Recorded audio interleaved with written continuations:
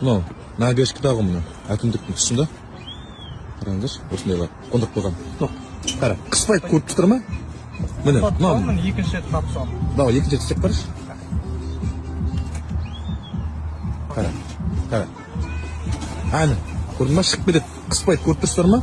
Мынау деген қалай туады? Лохотрон деп айтамыз ба мынаны? Әлде бұл азарт па қайта ойнағың келеді мысалға да?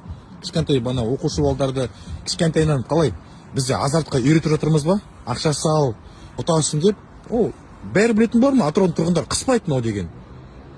Мен көрген жоқпын, осы ұтатқан адамдарды бар ғой, мыңның бірі болар мүмкін. Анда-санда бір сықпайтын шығар өздері бір. Настройкасын келтіріп ананы беспредел қараңыздаршы.